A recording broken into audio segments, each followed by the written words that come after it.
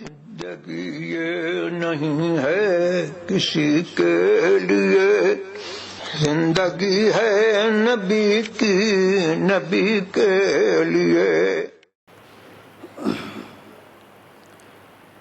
الحمد للہ رب العالمین بدیع السماوات والارضین جامع الاولین والآخرین، والصلاة والسلام على سید الانبیاء والمرسلین وعلى آلہ الطیبین الطاہرین واصحابہ المطہرین ومن اتبعهم بإحسان إلى يوم الدين. أما بعد، فقد قال الله تعالى في القرآن المجيد والفرقان الحميد: يا أيها الذين آمنوا بالله ورسوله والكتاب الذي نزل على رسوله والكتاب الذي أنزل من قبل، ومن يكفر بالله وملائكته ورسله واليوم الآخر فقد ضل ضلالا بعيدا،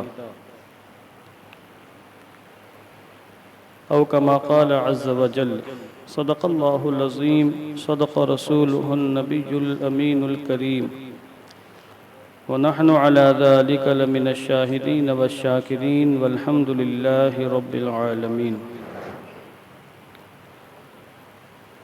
مولاي صل وسلم دائما ابدا على حبيبك خير الخلق كلهم، هو الحبيب الذي ترجى شفاعته لكل هول من الأهوال مقتحم. يا رب بالمصطفى بلغ مقاصدنا واغفر لنا ما مضى يا واسع الكرم. آئیے دل لگا کر اپنی اور ساری کائنات کے مرکز عقیدت، اپنے آقا حضور رحمت عالم، جان عالم، فخر بنی آدم، سید الانبیاء والمرسلین، ارواحنا فداہ جناب محمد الرسول اللہ صلی اللہ تعالی علیہ وسلم کی مقدس بارگاہ میں درود و سلام کا ہدیہ محبت پیش فرما لے۔ اللہم صلی علی سیدنا مولانا محمد مبارک وسلم،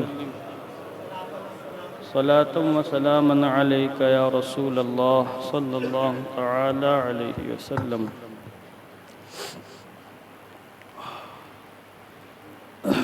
اللہ تبارک و تعالی کی توفیق اور اس کے فضل و کرم سے آج ہم پھر اس کی بارگاہ میں سجدے بندگی پیش کرنے کے لیے حاضر ہوئے ہیں۔ دعا گو ہوں کہ اللہ عز و جل ہم سب کی حاضری قبول فرمائے، ہم سب کو نماز جمعہ کی برکتوں سے مالا مال فرمائے۔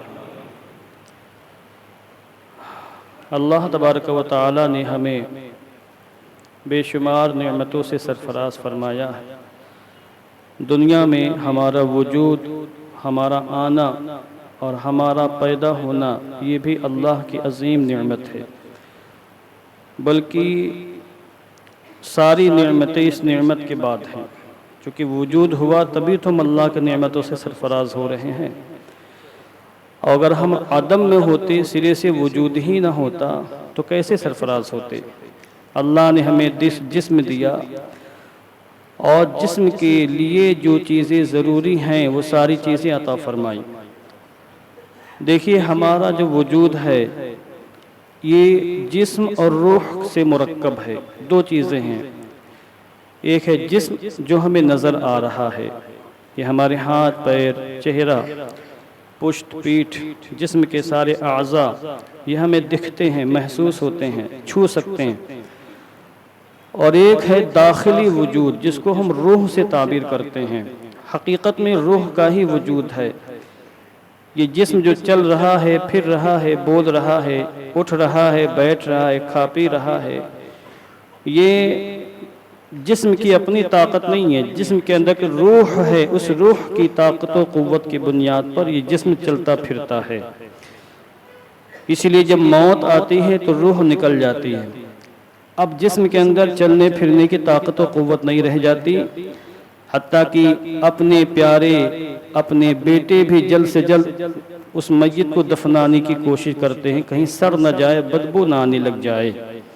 کیوں؟ اس لیے کہ روح نکل چکی ہے، جو حقیقی وجود تھا، جس کی طاقت اور قوت کی بنیاد پر جسم چلتا پھرتا تھا، وہ طاقت چلی گئی، روح نکل گئی۔ تو اس کا مطلب یہ ہوا کہ دو چیزیں ہیں، جسم اور روح۔ روح ناپاک بھی ہوتی ہے، پاک بھی ہوتی ہے۔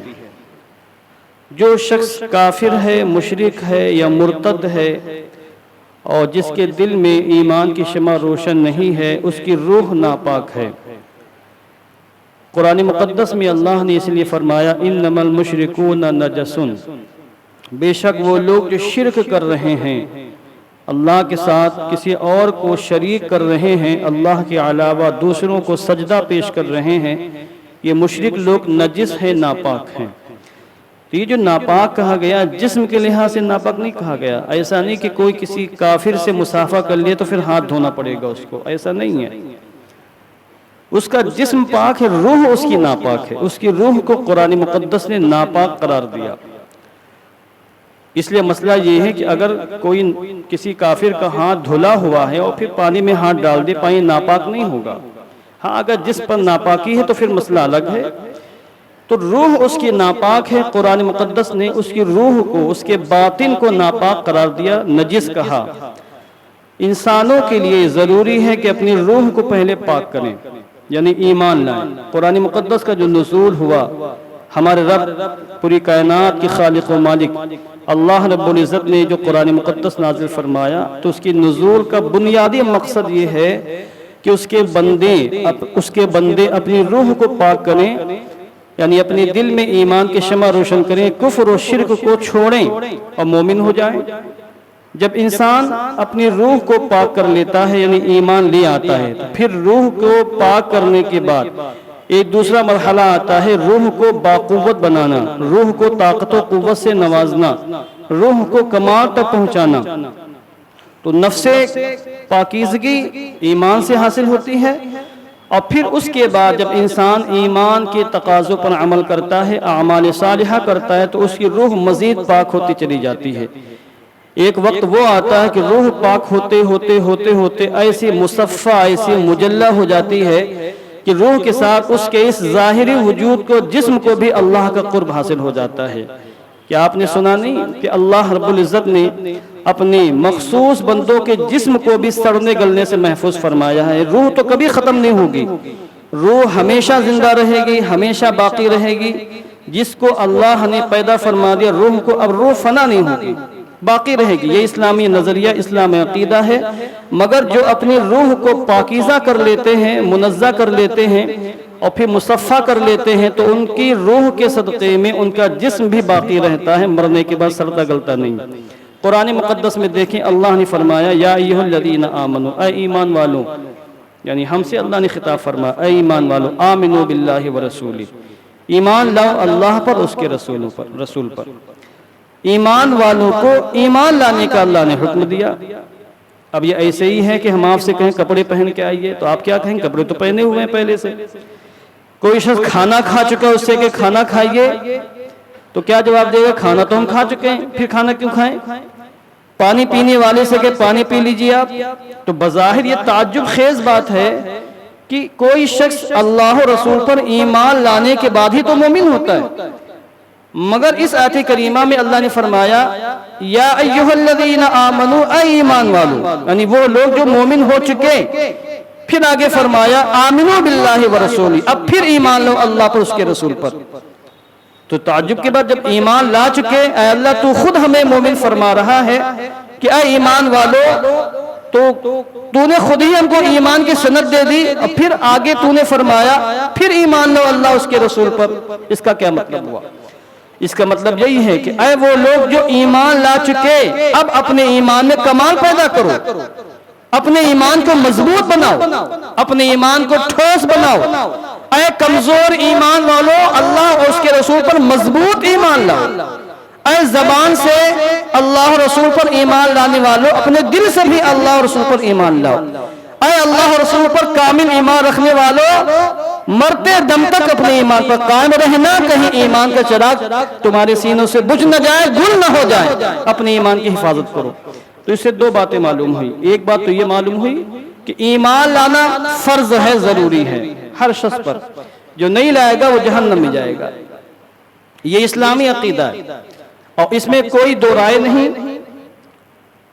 جو شخص بھی ایمان دنیا میں نہیں لائے گا تو اسلامی بنیادی نظریہ یہ ہے کہ ہمیشہ جہنم کی آگ میں اس کا استقبال ہوگا۔ تو ایمان لانے کا اللہ نے حکم دیا، پھر ایمان کو کمال تک پہنچانا ضروری ہے۔ اب ہم مومن تو اللہ کے فضل و کرم سے ہیں، اور اللہ نے اپنے فضل و کرم سے ہمیں مومن بنایا، اس میں ہماری بظاہر کوئی کاوش نہیں ہے۔ اب ہمیں ضروری یہ ہے کہ آمنو باللہ و رسولی پر ایمان رکھیں، یعنی اپنے ایمان کو کامل بنانے کی کوشش کریں۔ دیکھیے جسم مٹی سے بنا ہے، کیونکہ ہم سب حضرت آدم کی اولاد ہیں، حضرت آدم کا پتلا مٹی سے بنا، انی خالق بشرا من طین فاذا سویتہ ونفخت فیہ من روحی فقعوا لہ ساجدین فسجد الملائکۃ کلھم اجمعون، یہ آیت کریمہ ہے، اور متعدد مقام پر اللہ نے اس کا تذکرہ فرمایا۔ تو اللہ نے حضرت آدم کے پتلے کو مٹی سے بنایا، مختلف مقامات کی مٹی لے کر پتلا تیار ہوا، پھونک ماری گئی اور پھر وہ زندہ ہوئے، اور چونکہ ہم انہی کی نسل سے ہیں، جیسا کہ پچھلے ہفتے میں نے آپ کے سامنے بیان کیا، اس لیے ہم مٹی کے، انسان کا جسم مٹی سے بنا ہے۔ اور دوسرے لحاظ سے بھی دیکھیں، ہم نطفے سے تیار ہوئے ہیں، اور نطفہ غذاؤں سے بنتا ہے اور غذا زمین سے پیدا ہوتی ہے، سمجھ رہے ہیں آپ؟ تو گویا کہ وایا وایا کر کے ہم مٹی سے پیدا ہوئے ہیں، ہمارا جسم مٹی سے بنا ہے، تو جسم کے لیے جو چیزیں ضروری ہیں وہ ساری چیزیں اللہ نے مٹی سے پیدا فرما دی۔ ہمارا لباس مٹی سے بنا ہے، یہ مکانات سب مٹی سے بنے، کھانے پینے کی ساری چیزیں مٹی سے پیدا ہوتی ہیں۔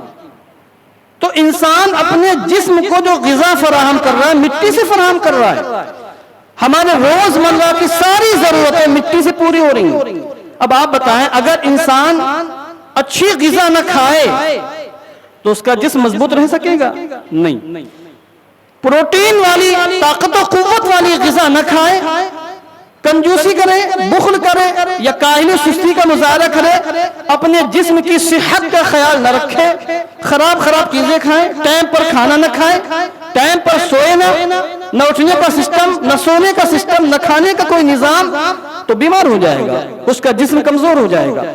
جسمانی طاقت و قوت کو بحال رکھنے کے لیے، جسمانی قوت کو مضبوط کرنے کے لیے اچھی غذائیں ضروری ہیں، ایک نظام ضروری ہے، سونے کا نظام، بیدار ہونے کا نظام۔ اس نظام پر جب انسان چلے گا تو اس کا جسم توانا ہوگا، مضبوط ہوگا، ٹھوس ہوگا۔ مگر اگر انسان صرف پیٹ بھرنا شروع کر دے، سڑی گلی غذائیں کھانا شروع کر دے، تو پھر انسان بیمار رہنے لگ جائے گا، جسم کمزور ہوگا، توانائی نہیں آ پائے گی۔ تو جس طریقے سے جسمانی طاقت و قوت کے لیے طاقتور غذائیں ضروری ہیں، اگر کوئی شخص طاقتور غذائیں نہ لے تو اس کا جسم کمزور ہو جاتا ہے، جسم توانا نہیں رہ پاتا، چلنے پھرنے میں نقاہت محسوس ہوتی ہے، طرح طرح کی بیماریاں آ جاتی ہیں۔ اسی لحاظ سے اگر روح کو اس کی غذا نہ دی جائے تو روح کمزور ہو جاتی ہے۔ اچھی غذاؤں سے جسم مضبوط ہوتا ہے، اللہ کی عبادت، اللہ کی بندگی سے روح مضبوط ہوتی ہے۔ جو انسان اچھی غذائیں نہ لے جس کا جسم کمزور ہو جائے گا، جو انسان روح کو غذا فراہم نہ کرے اس کی روح کمزور ہو جائے گی۔ روح کو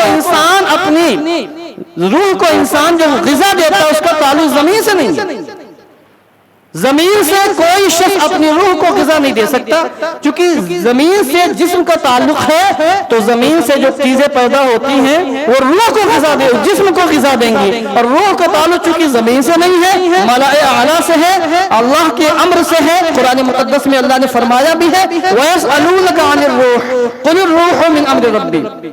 اے محبوب، یہ کفار آپ سے پوچھتے ہیں روح کے بارے میں کہ روح کیا ہے، اے محبوب آپ فرما دے روح میرے رب کا ایک حکم ہے۔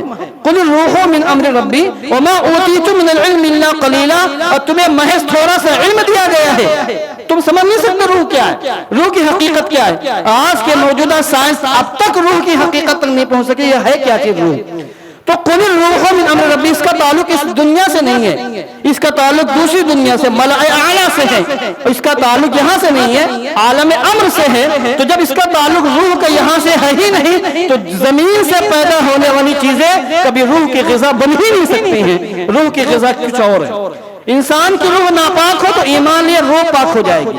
اب اس کا دوسرا کام روح کو مضبوط کرنا، ٹھوس کرنا، پاک کرنا، صاف کرنا، مزید اس کو ترقی دینا، تو اس کے لیے پھر کیا ہے؟ تلاوت قرآن ہے، اللہ کا ذکر ہے، درود پاک کے نغمے ہیں، عبادات ہے، بندگی ہے، حرام کاریوں بدعملیوں سے بچنا ہے۔ جو انسان جس قدر اعمال صالحہ کرے گا، جس قدر گناہوں سے بچے گا، حرام کاریوں سے بچے گا، اسی قدر اس کی روح منزہ، پاک، صاف ہوتی چلی جائے گی۔ جس طریقے سے گندگی کھانے سے، غلاظت کھانے سے اور کمزور غذائیں لینے سے، سڑی بدبودار غذائیں لینے سے جسم انسان کا کمزور ہو جاتا ہے، اسی طریقے سے شراب پینے سے، جوا کھیلنے سے، گالی دینے سے، جھوٹ بولنے سے، مکاری کرنے سے، بدعہدی کرنے سے انسان کی روح ناپاک ہونے لگتی ہے، روح غلیظ ہو جاتی ہے، روح کمزور ہو جاتی ہے۔ جیسے جیسے روح کمزور ہوگی اللہ سے قرب انسان کو حاصل نہیں ہوگا، انسان اللہ سے دور ہوتا چلا جائے گا۔ روح کمزور ہوتے ہوتے ہوتے ہوتے ایک مقام وہ آتا ہے کہ روح پھر ناپاک ہو جاتی ہے، یعنی انسان کفر میں اور شرک میں، ارتداد میں مبتلا ہو جاتا ہے اور پھر اس کی ہلاکت کا سامان ہو جاتا ہے۔ اس لیے قرآن مقدس میں جا بجا جہاں پر بھی ایمان کا تذکرہ آیا، فقط ایمان کا ذکر نہیں ہے، اکثر مقامات پر ایمان کے ساتھ اعمال صالحہ، نیکیوں کا تذکرہ بھی ہے۔ کیوں؟ اس لیے کہ ایمان سے روح پاک ہو جاتی ہے اور پھر اعمال صالحہ سے روح قوت والی بنتی ہے، طاقتور بنتی ہے، مضبوط ہوتی ہے۔ اب اس کی میں کتنی مثالیں پیش کروں، 10 منٹ کا ٹائم میرے پاس، بہت متعدد مثالیں میں صرف قرآن مقدس سے پیش کر سکتا ہوں۔ میں مطالعہ کر کے آیا ہوں، حافظ قرآن بھی الحمدللہ ہوں، کئی آیت کریمہ میرے دماغ میں ہیں جسے میں آپ کے سامنے پیش کر سکتا ہوں۔ روح جب پاک ہوتی تو کیا ہوتا ہے، اس کا کمال کیا ہوتا ہے؟ بھئی انسان ولی کیسے بنتا ہے؟ ایسے تھوڑی بن جاتا ہے، ریاضات کرتا ہے، مجاہدات کرتا ہے، پھر جا کے ولایت کے مقام پر فائز ہوتا ہے۔ روح کو پاک کرتا ہے، مصفہ کرتا ہے۔ جسم طاقتور ہو، روح کمزور ہو تو انسان جسمانی کام تو کر لے جائے گا، 100 کلو کا ویٹ بھی اٹھا لے جائے گا، اور روح کمزور ہو تو 2 رکعت نماز پڑھنا بھی بھاری ہو جائے گا، حالت خراب ہو جائے گی اس کی۔ کتنے ہی ایسے اسلاف کرام بالکل نحیف، ناتواں، کمزور، بالکل ہڈی کا ڈھانچہ، مگر جو نماز پڑھنے پر آتے تو رات رات بھر مصلی پر رہتے تھے، ایک ایک شب میں 200 رکعت، 500 رکعت، 1000 رکعت نماز اللہ کی بارگاہ میں پیش کرتے تھے، نوافل پڑھتے تھے، تلاوت قرآن کرنے پر آتے تھے تو ایک ایک ٹانگ پر کھڑے ہو کر پوری قرآن مقدس کی تلاوت کر لیا کرتے تھے۔ کیسے؟ کیا جسم مضبوط تھا ان کا؟ نہیں، ان کی روح مضبوط تھی، روح طاقتور تھی، روح توانا تھی، تو روحانی کام کرنے میں ان کو مزے آتے تھے، روحانی کام کرنے میں جن سے باطن سنورتا ہے، رب کا قرب حاصل ہوتا ہے، ان کو مزے آتے تھے، ان کو لطف آتا تھا، ان کو قرار نصیب ہوتا تھا۔ جسم مضبوط ہو تو انسان کو جسمانی کام کرنے میں مزہ آتا ہے، روحانی کام کرنے سے بھاگتا بدکتا ہے، اور روح مضبوط ہو تو انسان پھر روحانی کام کرنے سے کبھی گھبراتا نہیں۔ یہ ہوتا ہے دونوں کے درمیان زمین و آسمان کا فرق ہوتا ہے۔ مگر افسوس یہ کہ ہم جسم مضبوط کرنے کے لیے بہت کاوش کرتے ہیں، بہت طاقت لگاتے ہیں، حتیٰ کہ ہمارے نوجوان جم کرتے ہیں، ورزش کرنے جاتے ہیں، 20 25 30 انڈے روزانہ کھا جاتے ہیں صرف جسم مضبوط کرنے کے لیے۔ 100 بار آئینے میں کھڑے ہو کر اپنی باڈی دیکھتے ہیں کہ آج کتنا فرق آیا، روزانہ ویٹ کرتے ہیں کتنی چربی کم ہوئی۔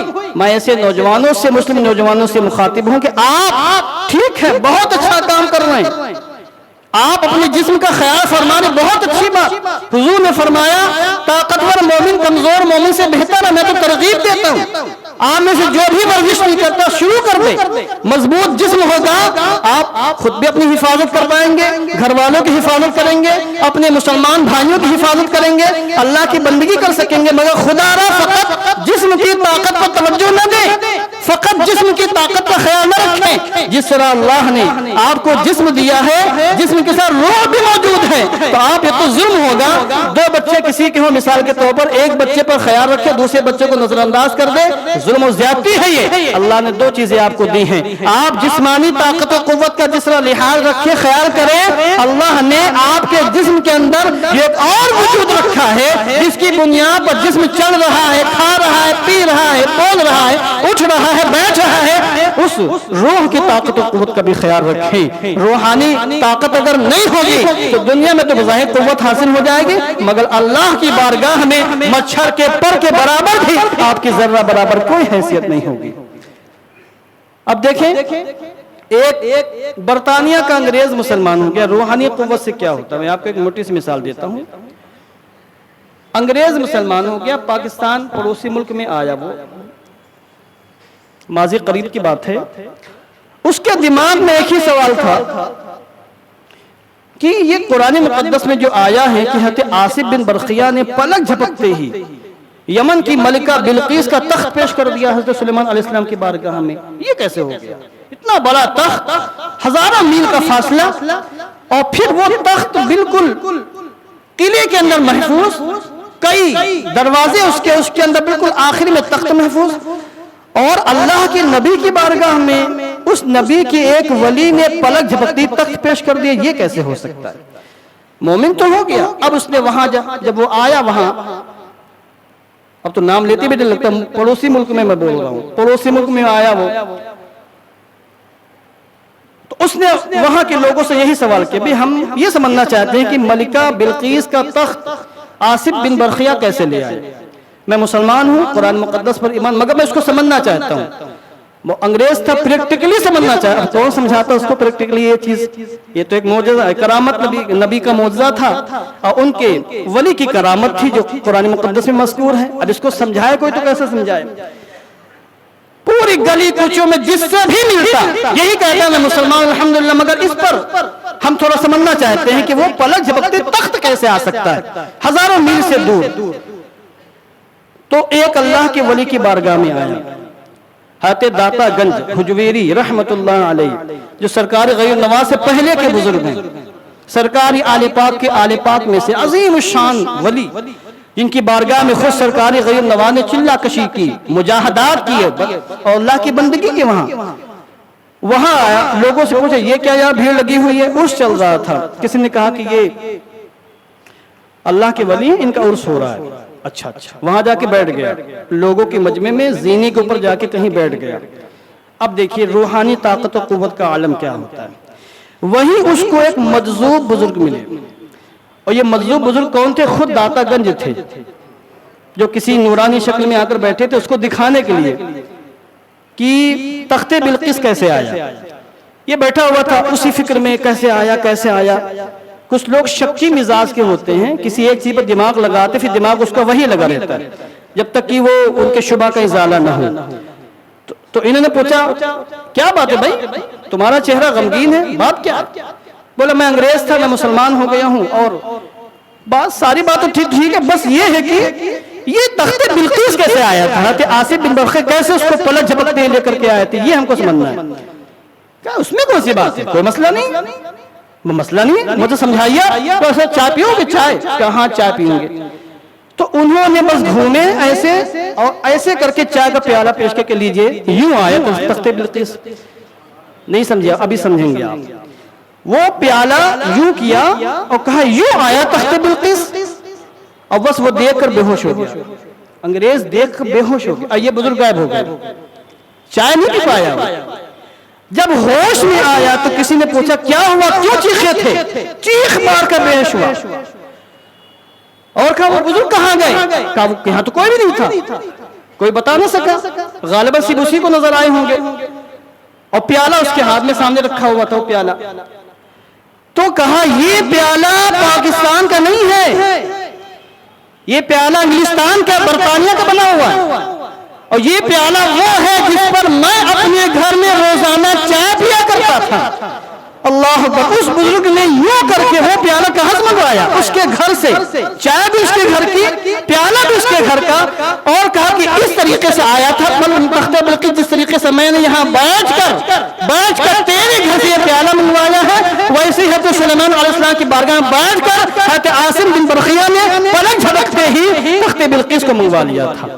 تو اس طریقے سے روحانی قوت بڑھتے اتنے اعلیٰ مقام فائز ہو جاتی ہے کہ خود حدیث قدسی میں آیا ہے کہ حضور نے ارشاد فرمایا میرا بندہ فرائض کے بعد نوافل ادا کرتے کرتے کرتے کرتے ایسے اونچے مقام پر پہنچ جاتا ہے کہ میں اس کو اپنا محبوب بندہ بنا لیتا ہوں. بخاری کی روایت ہے ایسا محبوب بندہ بنا لیتا ہوں کہ آنکھیں تو اس کی ہوتی ہیں مگر وہ دیکھتا میں ہوں, ہاتھ تو اس کے ہوتے ہیں پکڑتا میں ہوں, پیر تو اس کے ہوتے ہیں چلتا میں ہوں. اللہ چلنے سے اور پکڑنے سے بظاہر ہمارے اعضاء سے پاک ہے وہ, مگر اللہ نے اپنے مقرب بندوں کا مقام بیان کیا ہے کہ جو لوگ روحانی قوت حاصل کرتے ہیں ان کا یہ اونچا مقام ہو جایا کرتا ہے. تو خدا را جسمانی قوت پر توجہ دی جائے مگر روحانی قوت پر بھی توجہ دی جائے. سمجھے آپ؟ اب کیسے پتہ چلے گا کہ روحانی قوت نہیں ہے, کمزور ہے؟ جب اذانیں ہو رہی ہوں اور کوئی شخص اپنے موبائل پر لگا ہوا ہے اور اذان پر توجہ نہ دے, سمجھ جائے کہ اس کی روحانی قوت بہت کمزور ہے. مسجد میں جماعت سے نماز ہو رہی ہے, لوگ مسجد کے باہر دکانوں پر ٹھیلوں پر کھڑے ہو کر بکواسیں کر رہے ہوں, اللہ کی بارگاہ میں سجدہ بندگی پیش کرنے کی فکر نہ ہو, سمجھ جائیں کہ ان کے پاس روحانی قوت نہیں ہے, ان کی روح گویا کہ مر چکی ہے, روح انتہائی کمزور ہے. جب انسان زناکاری بدکاری کرے اور اس کے بعد بھی اس کی آنکھوں سے شرمندگی کے آنسو نہ جاری ہو, توبہ کرنے کی توفیق نہ ملے, اللہ کی بارگاہ میں آ کر توبہ کرنے کی سعادت نصیب نہ ہو, سمجھ جائے کہ ہماری روح کمزور ہے, اللہ نے توبہ کی توفیق چھین لی ہے. اس لیے جو لوگ جسمانی قوت کی فکر, جسمانی قوت کے ساتھ روحانی قوت کی فکر کرتے ہیں, ایسے لوگ کامیاب و کامران ہوتے ہیں. قرآن مقدس میں دیکھیں اللہ نے فرمایا انما المؤمنون الذين آمنوا بالله ورسوله ثم لم يرتابوا. یہ قابل غور, مومنین تو وہی ہیں, اللہ فرماتا مومن تو وہی ہیں جو لوگ اللہ اور رسول پر ایمان لائیں اور پھر ان کو اپنے ایمان میں ذرہ برابر شبہ نہ ہو.